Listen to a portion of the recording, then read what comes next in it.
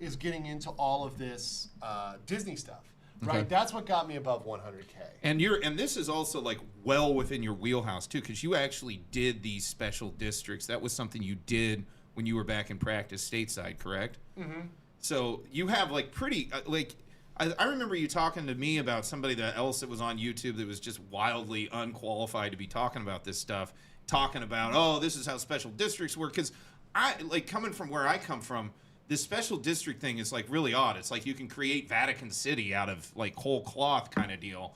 And I was like, this is something that only somebody that's done this should really be commenting on. That was how I felt about it. Yeah. That's like that. Like honestly, the amount of crazy shit that goes on with special districts is kind of crazy. Like what things they can do, but Disney could do anything they wanted to do. Yeah, it was like Walt was like granted plenary authority over like his own city. It really is like Vatican City. It's almost like you're saying, okay, do whatever you want there, whatever you want. Right. Yeah, that's pretty crazy. Yeah. You know, wow. Yeah. All the conspiracy theories—they're all true about Walt. All of them. Every single one of them. Did he really freeze himself? Is that real? I don't know. I don't know whether he froze his head though. It's his head, right? Oh well, whatever. Didn't they freeze Ted Williams? Did they? I don't know. I don't know. I remember and what's up that. in the chat for Law Nerd Clips? Appreciate you. Good friend of the channel. I see you there coming in to say congrats on 100K. Appreciate you guys and appreciate you there in the chat. Yeah, so like Disney got me big, but the thing is, it's probably different from here in Thailand because when we're gonna get to like me coming over here, but well, like are any corporations in Thailand, like, is this something, I think, like virtue signaling, where they feel the need to, because of DEI, diversity, equity, inclusion, or ESG, or because they're going to get some sort of money? Multinationals, maybe, but you got to remember that, in my opinion, I want this to be taken the way in which I mean it.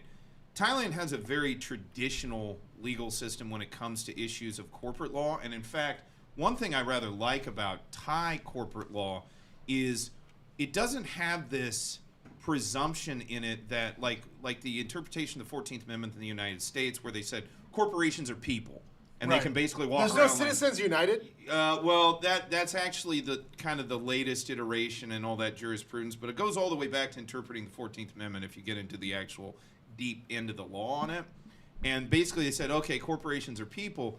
Thailand calls them something called a juristic person. And yes, they're obviously an incorporated entity, but they don't have all this notion that they can like do whatever they want. No, Thailand will rein them in from doing a lot of crazy stuff that's antithetical to Thai values. Right. So they have no problem with that at all. So nowadays, if they were, well, once again, it's like, if they're interfering with the education of children. Oh, if yeah. they're trying You're not going to do that over here. Yeah. No. So this is something that's probably very foreign to you, but that's what really got it, I think, and for most people out there in the chat. And if you guys joined during the Disney saga, put a D and a rat in the chat. I want to see those rats out there for the rat, a.k.a. Mickey. Wasn't there like a satirical comic like Mickey Rat made of like Mickey Mouse like back in like the 60s or something?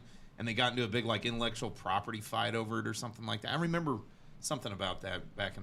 There's a lot of intellectual properties fights that Disney ends up getting into, and they've extended the timeline for intellectual property. All right. Yeah, they've repeatedly pushed for that because they don't want everybody using Mickey Mouse or right. Now Steamboat Willie is coming up, like I think this year or next year. So they'll probably do a live action Steamboat Willie so that they can keep it going. I don't know. Because that's why I think they do the live action movies. No. I think that that's doesn't for extend their copyright. That's like their exclusive license. Yeah, but wouldn't making the wholly new piece of work start a new copyright on that piece of work? On the derivative, but not on the original. Yeah, but if it's substantially similar enough to the other one, does not get to it doesn't get you back there. I'm not as familiar with IP law. Yeah, I don't think they get to read back like that. Does not happen. Fair enough. Does not happen. And by the way, I want to give a shout out to a lot of the creators because people mentioned this throughout this that have been helping me because a lot of the creators have helped me to get to this spot.